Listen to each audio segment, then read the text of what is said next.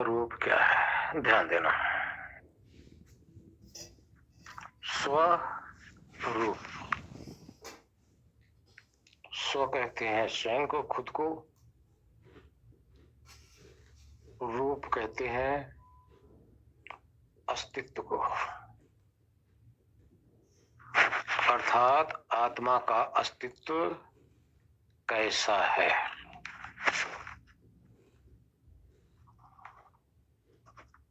यहां कहा गया है आत्मा निराकार है। निराकार का अर्थ होता है जिसका कोई आकार ही ना हो। अब विचार करो, जिसका आकार नहीं वो हो भी सकता है कि नहीं हो सकता। आकार बनता है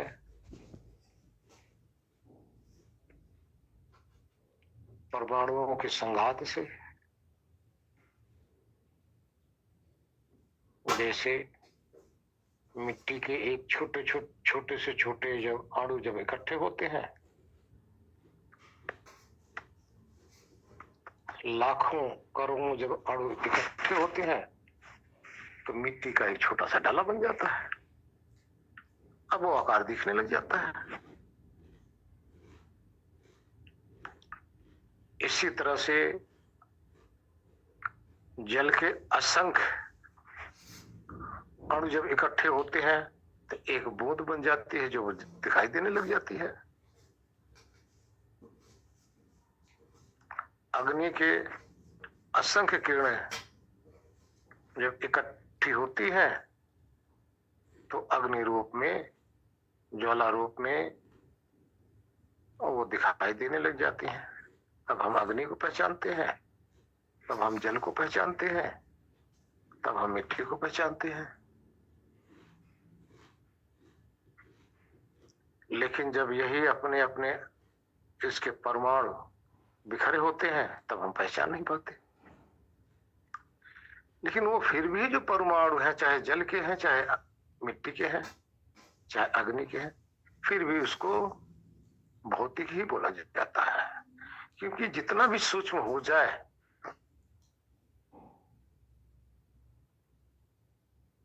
वो किसी न किसी यंत्र से देखा ही जाता है। तो इसलिए इसको साकार कहते हैं। साकार का अर्थ समित है। अब आगे आइए, वायु आपको दिखाई देती है, लेकिन वायु को भी साकार कहते हैं। वायु भी साकार रूप में है, निराकार रूप में नहीं है। जब वायु आपको दिखाई नहीं देती इन आंखों से तो उसको आप निराकार तो नहीं कर सकते। लेकिन सूक्ष्म से जो सूक्ष्मदर्शी यंत्र है उससे वायु दिखाई देती है।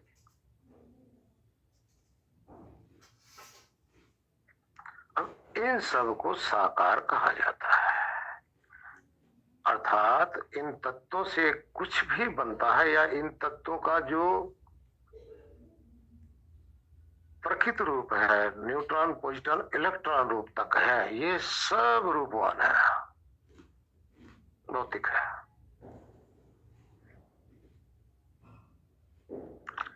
अब आत्मा को निराकार कहा जाता है, यानी इनसे परे कहा जाता है। जिस तरह से इनका आकार है इस तरह से उसका आकार नहीं होता। निराकार अर्थात बिना आकार के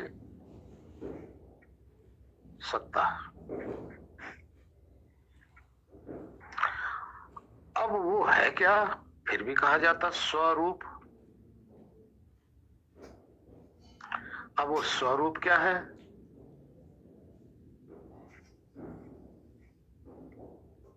आपसे प्रश्न उठा,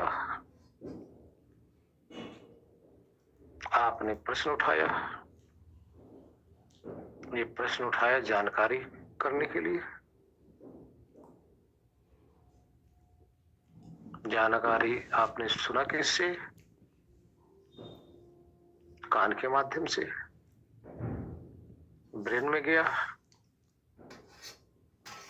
इस शब्द का भाव जाना कौन?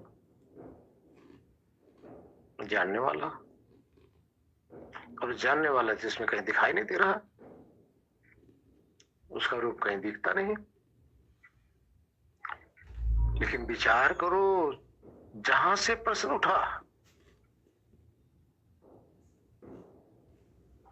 किसी यंत्र से वो देखने के काबिल है ही नहीं, देखा जा ही नहीं सकता, कोई यंत्र वहां पहुंच ही नहीं सकता। फिर भी उसके अंदर जिज्ञासा हुई। जिसके अंदर जिज्ञासा हुई, जिसको जिज्ञासा हुई, वो निराकार है।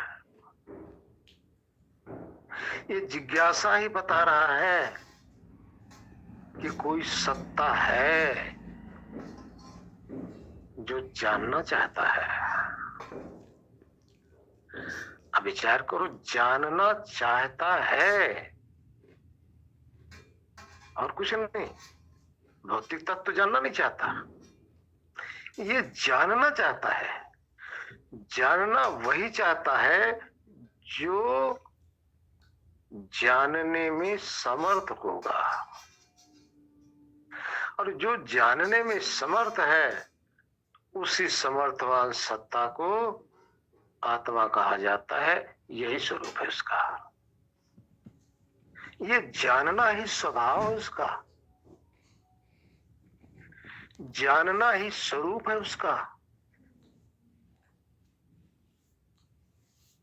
और इसमें क्या है? ये सदा प्रकट रहता है। किस रूप में? होश रूप में। होश। अब होश का आप कोई प्रकार बता दो, कोई आकार है, कोई प्रकार है, तो ये होश ही हमारा स्वरूप है, ज्ञान ही हमारा स्वरूप है, जानना ही हमारा स्वरूप है, और यही हमारी पहचान है हमारा होने का। हम स्वयं सिद्ध हैं, स्वयं अपने आप को प्रमाणित कर रहे हैं कि हम जानने वाले हैं, या हमें ये चीज जानना है, ये समझना है, ये हम जानने की चेष्टा कर रहे हैं। यही निराकार है। लेकिन फिर भी है, फिर भी ये सब जगह अपना ढिढोरा पीटता रहता है। इतना होने के बावजूद भी, इतना प्रकट होने के बावजूद भी इसको कोई जानने में समर्थ नहीं हो पा रहा है। जबकि सबको जानने में समर्थ हो रहा है। विचार करो, सबको जानने में ये समर्थ तो हो रहा है। क्यों? क्योंकि जानने वाला है। जैसे प्रकाश सबको प्रकाशित तो करता है, अगर वो प्रकाश स्वरूप ना हो तो किसी को कैसे प्रकाशित करेगा? आप बताइए। अग्नि प्रकाश स्वरूप है, प्रकाश स्वरूप होने के कारण सबको प्रकाशित कर रहा है। लेकिन अग्नि को कौन प्रकाशित कर रहा है? अग्नि तो अपने प्रकाश से प्रकाशित हो रही है ना। बाकी सारा तत्व अग्नि के प्रकाश से प्रकाशित हो रहा है, जाना जा रहा है। इसी तरह से आत्मा अपने ही प्रकाश से प्रकाशित है, अपने ज्ञान से ही ज्ञानवान है, अपने होश से ही होशवान है।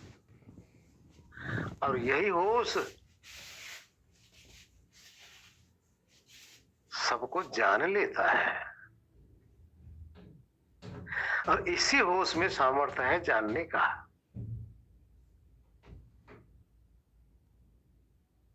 अब ये होश शरीर के अंदर कहां बैठा है, कहां ठहरा है?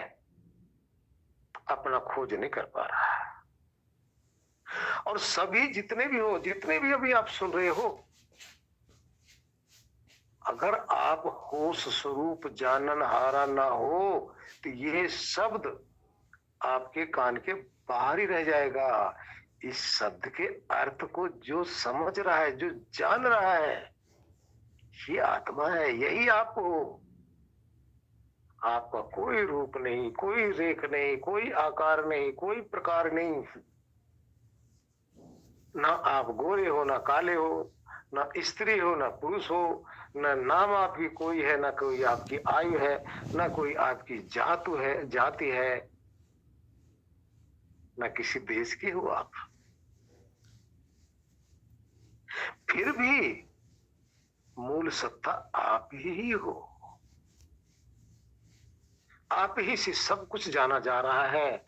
आप में ही, आपके ही जानने से सारा ज्ञान आप में सिमट जा रहा है। सारा संसार का ज्ञान जहां जहां जानते हो, वो ज्ञान आप में ही सिमट जा रहा है, क्योंकि आप जान लेते हो। उस जानने का कार्य समाप्त।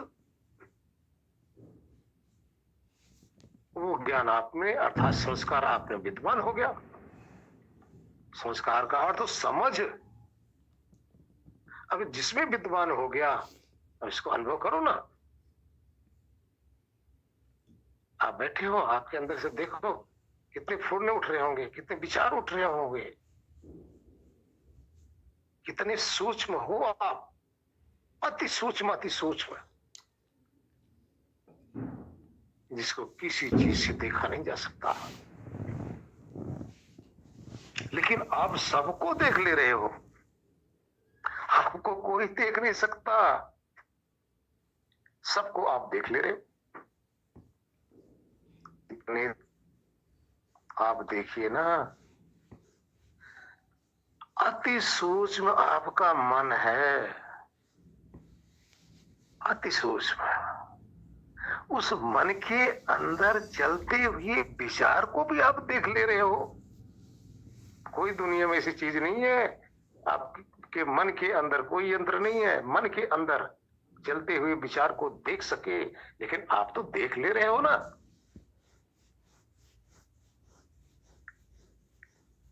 जान रहे हो ना, देख रहे हो ना। यही दृष्टा स्वरूप आपका है, यही हो स्वरूप आपका, यही आप हैं। और यही जब अकेले में आप हो जाओगे केवल स्वरूप में, तब आपको समझ आ जाएगी। ध्यान देना, वहां कुछ मिलेगा नहीं, कोई भ्रम में ना पड़े कि वहां कुछ मिलेगा, कुछ नहीं मिलने वाला है। मिलता कुछ नहीं, जो होता है वही समझ हो जाती है उसकी। वही सत्ता है, इसकी पहचान, इसकी समझ हो जाती है। आप देखोगे कुछ नहीं, क्योंकि आप अपने आप को देख नहीं सकते, आप देखने वाले हो ही नहीं, आप दिखाई देने वाले सत्ता ही नहीं हो।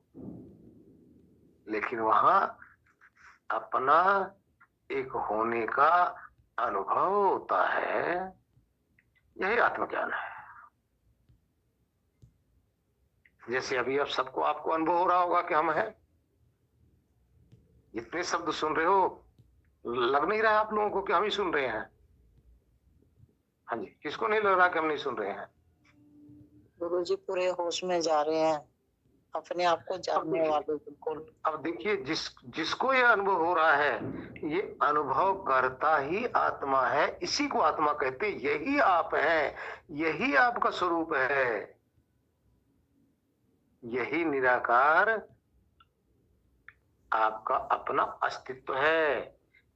यही अमृत है, इसका विनाश नहीं होता, इसमें खंड नहीं होता, ये अखंड है।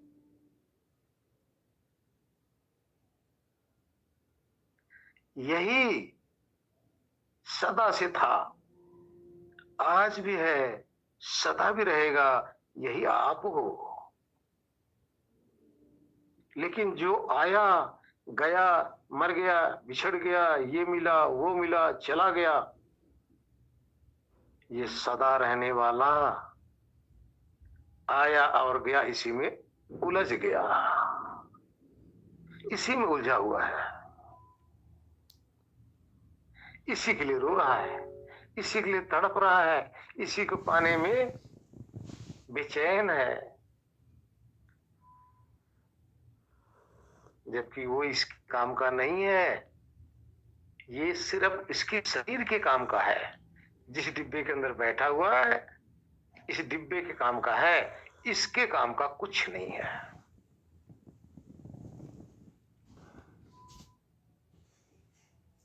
इसलिए आप होश है, आप बैठ जाओ, शांत होकर आंखें बंद कर लो।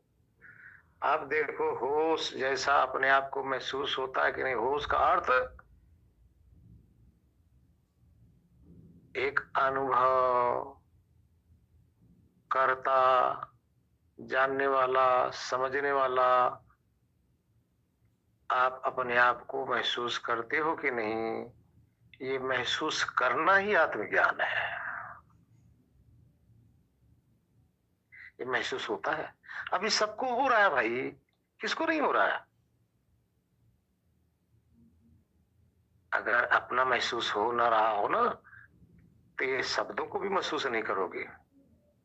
आपको लग रहा है कि मैंने सुना, मैंने नहीं सुना, कौन आ गया, कौन चला गया, किसको हो रहा है ये? यही आत्मा का स्वरूप है, यही सत्य है, यही अमृत है। इसकी मृत्यु नहीं है, यही सदा रहता है। बाकी इसके सानिध्य में, आपके सानिध्य में सब कुछ आता जाता रहता है। उस आते जाते के चक्कर में आप फंसे रहते हो और उसी में पागल हुए रहते हो, उसके ज्ञान करने में। अब अपने आप को भूले रहते हो, अपने आप को लुटाए रहते हो। कहां? मिट्टी में, कचरे में। कौन लुटाया रहता है? यही हीरा, जिसकी चमक कभी जाती नहीं। अरे भैया, ये हीरा कहीं भी रहे, इसकी चमक तो धूमिल होती ही नहीं। किसी में देख लो, एक पक्षी में देखो, उसमें भी इस हीरे की चमक दिख रही है। एक कीट में देखो, उसमें भी हीरा चमक रहा है, इसकी चेतना चमक रही है। पतंग में भी चमक रहा है, पशु में, पक्षी में, मनुष्य में, बच्चे में, बूढ़े में, जवान में, रोगी में, भोगी में, सब में। किसी भी 84 की जोनियों में कहीं भी आप देखो, किसी शरीर की तरफ आप दृष्टि डालो, सब जगह ये हीरा चमक रहा है। लेकिन इस हीरे की चमक तो जौहरी ही पहचान सकता है। अनाड़ी और भोगी तो हीरे की चमक को नहीं, चमड़े की चमक को देखते हैं, शरीर की बनावट को देखते हैं। गोरा काला देख रहे हैं, स्त्री पुरुष देख रहे हैं, पशु पक्षी कीट पतंग देख रहे हैं। लेकिन जो जौहरी है, सबके अंदर चमकता हुआ ये हीरा देख रहा है, जो सत्य है। यही आप है। हरिओम नारायण।